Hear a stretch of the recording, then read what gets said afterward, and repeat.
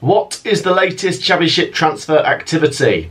Hello guys, how are we all doing? Welcome back to yet another video. Now this is the final transfer video instalment before the season starts. The Championship season starts this week. I am absolutely buzzing. We're going to talk about some of the latest done deals and rumours in the EFL Championship before the season gets started. Like I say guys, if you enjoy these kind of videos, do make sure to drop a like. We'll go for 300 likes on this video, so please do make sure to hit that thumbs up button. And if you haven't already subscribed, do make sure to subscribe, as the season is getting underway soon and there'll be loads of content for you. Myself and Sophie will be getting our predictions in for the first set of Championship games tomorrow, so don't miss out on that one. Let's have a little catch up with some of the latest done deals in the EFL Championship. Starting off with Leeds United, who have brought in Newcastle United's 32-year-old goalkeeper Karl Darlow for an undisclosed fee deal. Karl Darlow's been at Newcastle United for the last 8 years and made 100 appearances in his time. We've spoken about Leeds United a couple times in these transfer videos recently and said how their business has been quite slow, and out of the 3 teams relegated,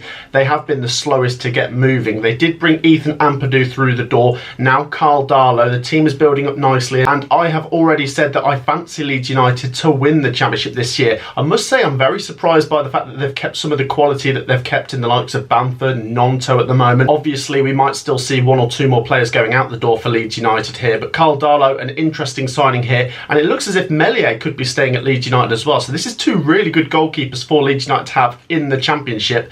Leeds United fans, do share your thoughts on Karl Darlow joining. Next up, let's go to Coventry City, who have brought in a couple of players recently. Milan van Eerwyk, the 22-year-old right back, and Lewis Binks joining on loan. Lewis Binks, the 21-year-old defender, has signed from Bologna. He was originally part of the Spurs youth setup. And as for Milan van Eerwyk, the 22-year-old fullback has originally come from Feyenoord's youth setup and has played for Netherlands under-21s. We said about Coventry City needing to strengthen that back line, and these signings look like they could do that for Coventry City. I think we've built up a decent defence. I wouldn't be surprised to still see a few more players coming through. Coventry City are still being linked with a couple of other players, but just like when Coventry City signed the likes of Gustavo Hamer, we're shopping around Europe and we can find good gems for decent prices out there. It is also worth mentioning Coventry City have seen Sean Maguire going out the door. He has gone to League One side Carlisle United, who just came up. He only made 7 or 8 appearances last season. Didn't really get enough time, but didn't really impress in the time that he did get. I hope to see Sean Maguire doing well in League One for Carlisle next season. Next up, Eliza Mayenda has signed from France for Sunderland on an undisclosed fee. The 18-year-old Spanish forward has signed on a 5-year deal and scored 4 goals in 14 appearances in League 2 last season. Sunderland have also brought in Blackburn Rovers' Bradley Dack on a free. The 29-year-old midfielder is well known to us Championship fans. He's been a fantastic player for Blackburn Rovers. I remember him at Gillingham as well. The technical ability that this guy has, he is very, very good. He scored 50 goals in 158 appearances for Blackburn, which is a really good return as well.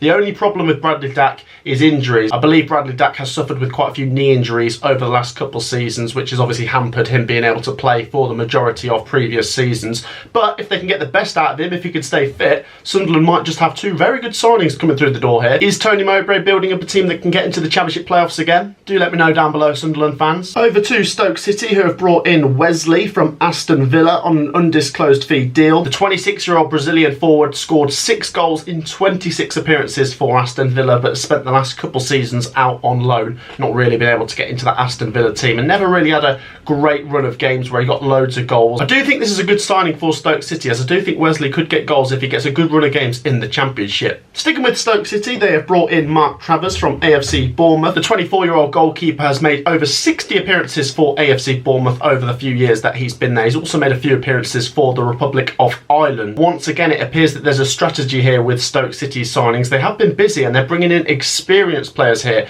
Alex Neil bringing in players that have played in the Premier League and Championship before. I think they've built up a decent team here. Can they be stronger next season? Stoke fans, do share your thoughts down below. Over to Rotherham United, who have brought in Luton Town's Fred Onyedinma on a loan. The 26-year-old forward has made 50 appearances for Luton Town, over 50 appearances for Wycombe Wanderers as well when they were in the Championship and League One, and over 100 appearances for Millwall. Onyedinma for me is a decent signing here for Rotherham United. Like I say, he's played at this level before for a range of clubs. Rotherham fans, do share your thoughts down below. Over to Watford, who have brought in Newcastle United's Jamal Lewis on loan. The 25-year-old defender has made over 30 appearances for Newcastle United. I remember Lewis being a bit more prominent in the Norwich City team. He made 45 appearances in their title-winning season of 2018-19 in a very competitive championship. Over to Sheffield Wednesday, have started to bring a couple players in. Ashley Fletcher coming in from Watford on on loan, and Paul Valentin from Sporting Gijon has come in on an undisclosed fee deal. Valentin, the 26-year-old fullback, made 22 appearances for Sporting Gijon last season, and Ashley Fletcher, the 27-year-old forward, has played for a wide range of teams in the EFL. He spent last season at Wigan Athletic on loan though, where he only scored 2 in 26 appearances, so Sheffield Wednesday will be hoping to get the best out of him because he didn't really deliver last season. But I must say it is good to see Sheffield Wednesday getting on with some business. They've been so quiet in this transfer window,